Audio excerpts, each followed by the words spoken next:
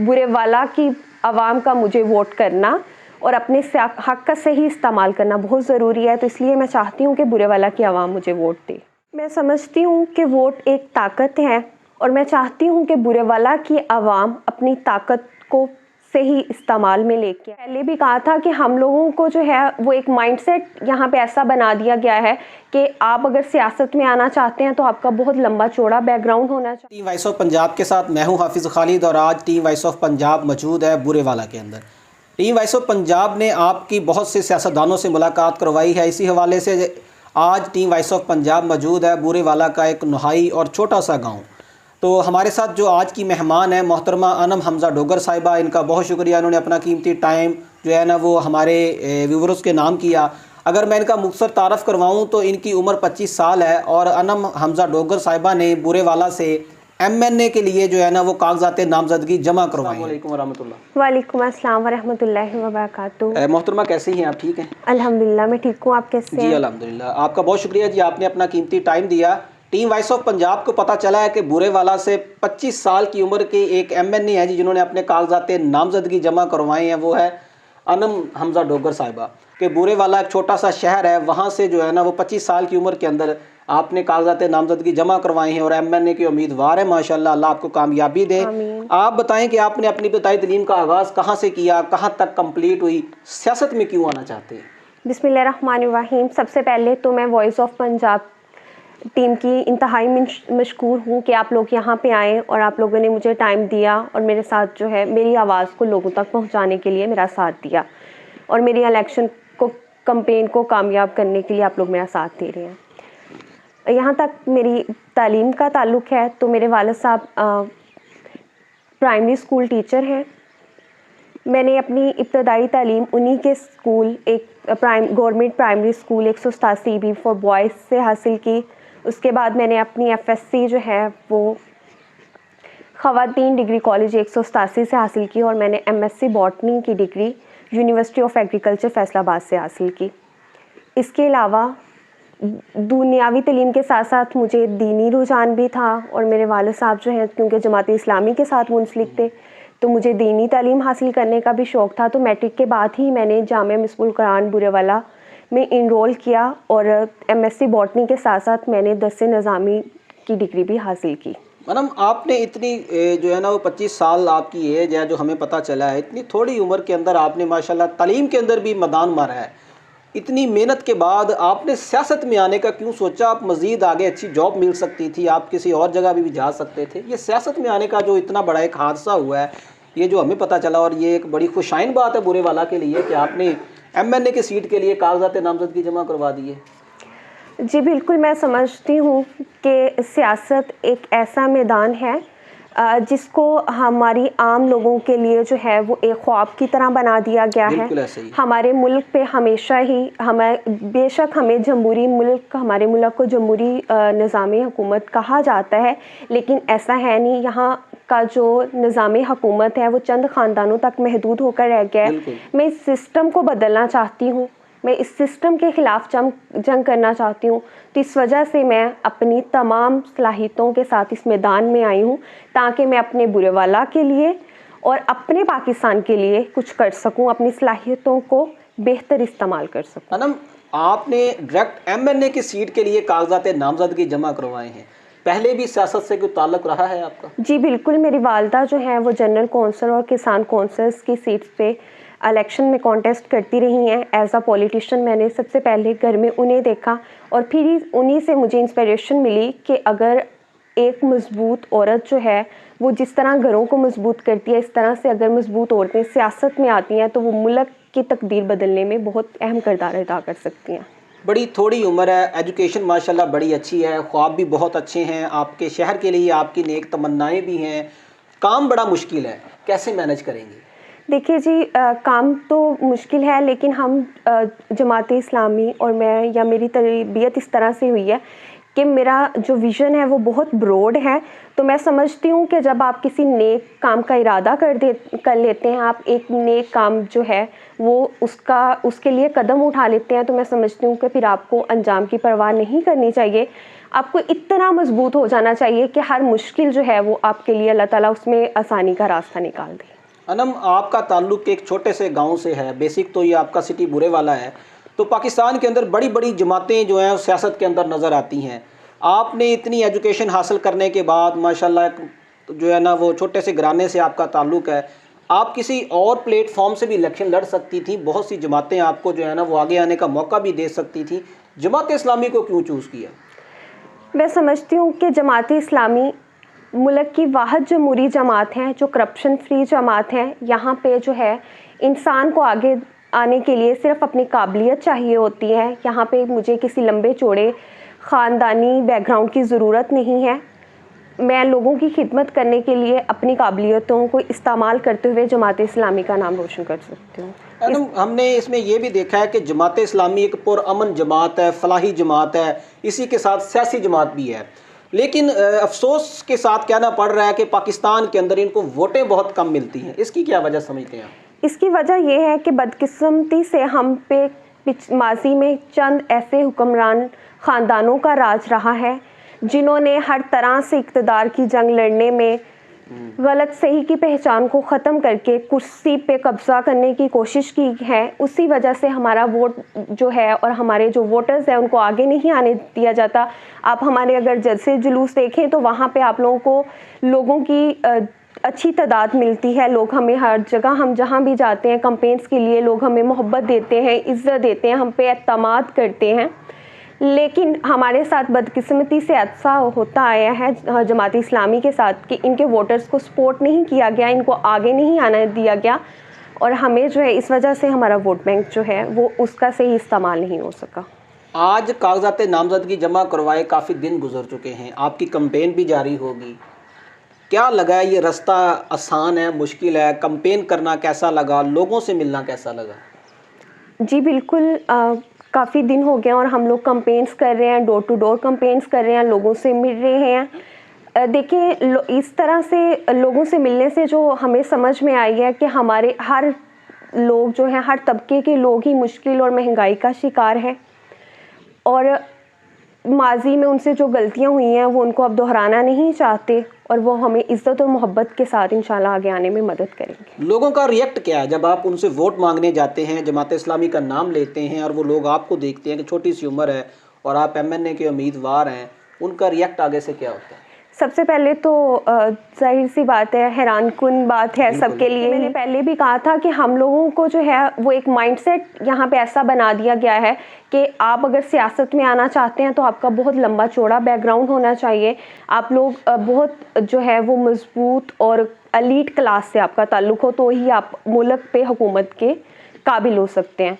तो ये लोगों के लिए वाकई बहुत हैरानकुन बात है। ख़तून हुकूमत में आना चाह रही हैं और लोगों के लिए काम करना चाह रही हैं, लेकिन अल्लाह का शुक्र है कि हम लोग यहाँ भी गए हैं, हमें बहुत मोहब्बत और इज़्ज़त से नवाजा। आपने अपने MNA के जो कागजात जमा करवाए हैं जमात इस्लामी के प्लेटफॉर्म से, उन्होंने आपको टिकट भी दी है माशाल्लाह।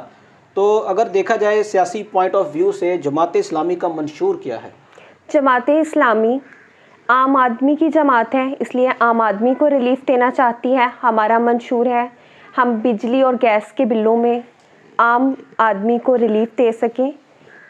हम चाहते हैं कि आम आदमी को प्रोटोकॉल सिस्टम को ख़त्म करके आम आदमी को 230 यूनिट तक बिजली फ्री दें, नौजवानों को रोज़गार और कारोबार के लिए बिला सूद कर्ज़े दें। हम मुल्क को बैरूनी और अंदरूनी कर्ज़ाजात से निजात देकर यहाँ पे बिला सूद कर्ज़े देना चाहते हैं।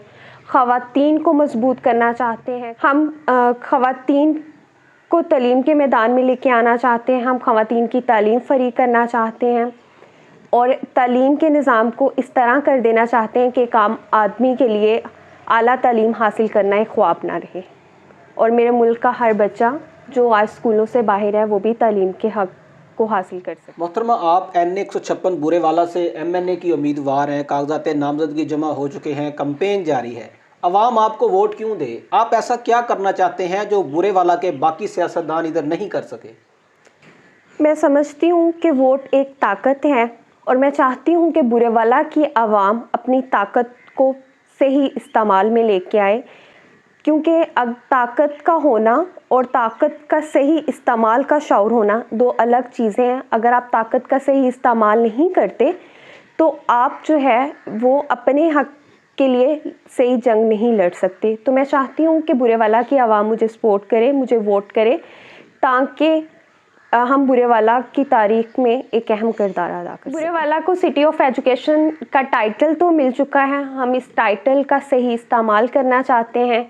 बुरेवाला में किसानों को रिलीफ देना चाहते हैं, किसानों के लिए ऐसे पैकेजेस लेके आना चाहते हैं यहाँ उनके लिए खाद की फ्राहमी को यकीनी बनाया जा सके। हम लोग बुरेवाला के स्कूलों की हालत को बदलना चाहते हैं। हम लोग बुरेवाला में यूनिवर्सिटी बनाना चाहते हैं और हम चाहते हैं कि बुरेवाला को एक ज़िला बना दिया जाए। तो ये हमारे मकासद हैं और इन मकासद को कामयाब करने के लिए बुरेवाला की आवाम का मुझे वोट करना और अपने हक़ का सही इस्तेमाल करना बहुत ज़रूरी है। तो इसलिए मैं चाहती हूँ कि बुरेवाला की आवाम मुझे वोट दे। अनम, आपने जमात इस्लामी को चूज़ किया है। अगर सियासी पॉइंट ऑफ व्यू से मैं बात करूँ तो जमात इस्लामी में और पाकिस्तान की बाकी सियासी जमातों में आप क्या फ़र्क समझते हैं? पाकिस्तान में जमात इस्लामी वाहद ऐसी जमात है जिसका नाम किसी पानामा लीक्स या किसी भी करप्शन स्कैंडल में नहीं है। जमात इस्लामी में कोई ख़ानदानी निज़ाम हुकूमत नहीं है। काबिलियतों की बिना पर लोगों को ओहदे दिए जाते हैं और तमाम काबिल लोग जो हैं इस जमात के साथ मुंसलिक हैं। जहाँ तक बाकी सारी जमातों का ताल्लुक़ है तो वो आवाम भी जानती है, आप भी जानते हैं और मैं भी जानती हूँ कि बस कुर्सी की खींचातानी है, एक इक़्तिदार की जंग है और हर बंदा जो है वो अपने फ़ायदे और अपने ख़ानदान के मफाद के लिए ये कुर्सी के साथ बाकी जमातों का और जमात इस्लामी का वाज़ेह फ़र्क ये है कि देखें बाकी जितनी भी जमात हैं उनकी जो औलादें हैं, उनके अहलो अयाल वो सारे पढ़ने के लिए बाहर जाते हैं, अब इवन अपना इलाज करवाने के लिए बाहर जाते हैं। उनको हमारी यहाँ पे जो सहूलियत जो उन्होंने खुद ही दी हैं उन इलाज की सहूलियत पर उनका एतमाद नहीं है। लेकिन जमात इस्लामी के जितने भी लोग हैं, सिराजुल हक साहब हैं, बाकी जितने भी ओहदेदारान हैं, उनका जीना भी यहाँ है, मरना भी यहाँ है। वो हमेशा आवाम के साथ खड़े होते हैं और एक आम आदमी का उनसे मिलना कोई ख्वाब नहीं है। वो हमेशा लोगों की खिदमत के लिए कोशिश रहते हैं। ये महसूस किया गया है कि जमात इस्लामी के जितने भी ओहदेदारान हैं इनके अंदर कुर्सी की लड़ाई नहीं होती, कुर्सी की जंग नहीं होती, इक़्तिदार की जंग नहीं होती। ये बड़े मुनज़्ज़म तरीके से काम करते हैं और ओहदा लेने से ये भागते हैं, जबकि बाकी सियासतदान जो हैं वो ओहदों के तलबगार होते हैं। इसकी क्या वजह है? क्योंकि जमात इस्लामी के सारे लोग कुर्सी को एक ज़िम्मेदारी समझते हैं। आपने वो एक फ़िक्रा सुना होगा, बारी है वो सर जो पहनता है ताज। अगर आप अपने इख्तियारात को बेहतर इस्तेमाल करें और लोगों की फ़लाह के लिए इस्तेमाल करेंगे तो अल्लाह ताला आपके दिल से सारे लालच ख़त्म कर देता है। आपका मकसद जो है वो जब बुलंद होता है तो आपको ये कुर्सी और उसके पीछे जो दौलत है वो अट्रैक्ट नहीं करती, क्योंकि आप जो भी कर रहे होते हैं उसका अजर जो है वो आप अल्लाह ताला से एक्सपेक्ट करते हैं और बेशक बेहतरीन अजर देने वाली अल्लाह की ज़ात है। और ये वाज़ेह फ़र्क है बाकी सियासतदानों में और जमात इस्लामी के सियासतदानों में। इसलिए हम लोग कुर्सी के लिए खींचातानी नहीं करते। इस तरह से हज़रत उमर रज़ी अल्लाह ताला के दौरे हुकूमत को देखा जाए तो हज़रत उमर रज़ी अल्लाह ताला अन्हु ने कहा था कि अगर दरियाए नील के किनारे एक कुत्ता भी भूख से मर जाता है तो उसका ज़िम्मेदार उमर होगा। तो बिल्कुल हमारे दिलों में एक डर है कि हम अगर इस ज़िम्मेदारी को पूरा ना कर सके तो हम अल्लाह के सामने जवाबदेह होंगे। तो इस वजह से हमारे दिलों में कोई लालच नहीं होता कुर्सी का और जमात इस्लामी के तमाम लोग हुकूमत को ज़िम्मेदारी की तरह निभाते हैं। हमारी दुआएं हैं कि अल्लाह आपको MNA की सीट के ऊपर मुंतखब करे, आवाम आपको वोट और सपोर्ट करे, अल्लाह करे आप जीत जाएँ, बुरेवाला के MNA मुंतखब हो जाएँ। बुरेवाला के लिए ऐसा क्या करना चाहते हैं जो इससे पहले सियासतदान बुरेवाला के लिए नहीं कर सके? गरीब शहर तरसता है एक नवाले को, अमीर शहर के कुत्ते भी राज करते हैं। मैं अनम हमजा डोगर जो देखती हूँ कि मेरा नौजवान हाथों में डिग्रियाँ लिए हुए दर्जा चहारम की नौकरियों के लिए लाइनों में धक्के खा रहा है। मेरा मज़दूर जो एक रोटी के लिए आटे की लाइनों में मर रहा है। मेरा किसान जो खाद के हसूल के लिए ज़लीलो ख्वार हो रहा है। मेरे मुल्क के इस असासा जिनको वालिदैन का वालिद का दर्जा हासिल है, वो अपने बुनियादी हकूक़ के लिए, अपने हकूक़ के लिए सड़कों पर ज़लील व ख़वार होकर रह गए हैं। मैं चाहती हूँ कि अब इस निज़ाम को बदल देना चाहिए, इस तर्ज़ हुकूमत को उलट देना चाहिए। हमारे लोग जो खुद सपोर्ट करते हैं, खुद वोट देते हैं, उन लोगों को हुक्मरान बनाते हैं। ये लोग उनको उनके बुनियादी हकूक़, गैस, बिजली, सेवरेज से भी महरूम कर देते हैं। मैं चाहती हूँ कि इस तर्ज़ हुकूमत को अब बदल जाना चाहिए और उसका हल सिर्फ जमात इस्लामी। अगर मैं पाकिस्तान की अहम सियासी शख्सियात की बात करूँ, जिनके अंदर मियाँ नवाज शरीफ साहब, आसिफ अली जरदारी, सराजुल हक, इमरान खान और चौधरी बरदरान, इनकी सियासत के ऊपर, इनकी शख्सियत के ऊपर आपकी क्या राय है? सबसे पहले जैसे आपने नवाज शरीफ साहब की बात की, जब से मैंने होश संभाला है या जितनी मेरी उम्र है, मैंने देखा है नवाज शरीफ साहब किसी ना किसी तरह से हुकूमत का हिस्सा रहे हैं। और मुझे इंतहाई अफसोस के साथ कहना पड़ रहा है कि ये लोग अपना इलाज करवाने के लिए भी बाहर जाते हैं, तो इतने साल हुकूमत करने के बावजूद ये हमारे मुल्क में ऐसा निज़ाम सेहत, ऐसा निज़ाम तालीम नहीं ला सके जिनसे ये लोग खुद मुत्तफ़िक हों। तो फिर इनकी हुकूमत से हम और आप कैसे मुत्तफ़िक हो सकते हैं? तो इस वजह से मैं बिल्कुल भी जो है वो उनकी निज़ाम हुकूमत और तर्ज़ हुकूमत से मुत्तफ़िक नहीं। आसिफ अली जरदारी साहब को मफाहमत का बादशाह कहा जाता है, उसकी शख्सियत के ऊपर आप क्या कहेंगे? जी बिल्कुल, मैं आपकी बात से एग्री करती हूँ कि आसिफ अली जरदारी साहब को मफाहमत का बादशाह कहा जाता है। ये किसी ना किसी तरह से, मुझे लगता है कि पीपल्स पार्टी जोड़ तोड़ की इतनी आदी है और इतने ये लोग पक्के खिलाड़ी हैं कि किसी ना किसी तरह से ये लोग हमेशा सियासत का और मुल्की हुकूमत का जो है वो हिस्सा बनते आए हैं। लेकिन इन्होंने सिंध का जो हाल किया है वो हमारे सामने है, आप भी जानते हैं, मैं भी जानती हूँ और हमारे मुल्क की आवाम भी जानती हैं। वहाँ के बच्चे, वहाँ के लोग पानी की एक बूंद के लिए तरसते हैं। तो मैं नहीं चाहती हूँ कि अल्लाह ना करे हमारे मुल्क का एक एक बच्चा पानी के एक एक कतरे के लिए तरस जाए। तो मैं आसिफ अली जरदारी जैसे हुक्मरानों से इस मुल्क को निजात दिलवाना चाहती हूँ और इसीलिए मैं मैदानी अमल में आई। अब मैं आपके लीडर मोहतरम सराजुल हक साहब की बात करूँ कि उनकी शख्सियत के बारे में आप क्या कहेंगे? सराजुल हक साहब की जो शख्सियत है उसके बारे में सारे जानते हैं। आपने देखा होगा कि इस मुल्क का वाहिद सियासतदान है जो रिक्शे में पार्लियामेंट आता है। उसका बच्चा आज भी वैगन में 20 रुपये किराया दे के स्कूल जाता है। मुल्क का वाहिद सियासतदान है जो आज भी किराए के मकान में बैठा हुआ है। ऐसा सियासतदान जो वज़ीर भी रह चुका है, इतनी बड़ी अवामी पार्टी का सरबराह होने के बावजूद उनकी शख्सियत में जो सादगी है, जो मोहब्बत और जो खलूस है, वो आपको किसी और सियासतदान की शख्सियत में नज़र नहीं है। अगर इमरान खान चेयरमैन पीटीआई कैदी नंबर 804 की बात करूं तो उनकी शख्सियत के ऊपर, उनकी सियासत के ऊपर आपकी क्या राय है? इमरान खान साहब बेशक हमारे मुल्क का फ़ख्र रहे हैं, माशाल्लाह से हम उस चीज़ से बिल्कुल भी डिनाई नहीं कर सकते। उन्होंने जो कामयाबियाँ क्रिकेट के मैदान में हासिल की हैं, उन्होंने बेशक हमारे मुल्क का एज़ अ क्रिकेटर पूरी दुनिया में नाम रोशन किया है। लेकिन ये बात हम भी समझते हैं और तमाम लोग इस चीज़ से एग्री करते हैं कि सियासत और क्रिकेट दो अलग अलग चीज़ें हैं। तो बदकिस्मती से इमरान खान साहब की पार्टी और इमरान खान साहब आज तक दावे ही करते आए हैं, कोई अमल हमें नज़र नहीं आया उन दावों पर। और मेरे मुल्क का नौजवान तबका जिनको नौकरियां दी जानी थी, जिनको सपोर्ट किया जाना था क्योंकि वो अवाम बन के आए थे नौजवानों की, उनको इंतशार, खाना जंगी और इन सारी चीज़ों में लगा दिया गया। वो आज सड़कों पे खड़े होकर इमरान खान साहब के नारे तो लगा सकते हैं, लेकिन इमरान खान साहब की हुकूमत में नौजवान तबके को उस तरह से सपोर्ट नहीं किया गया।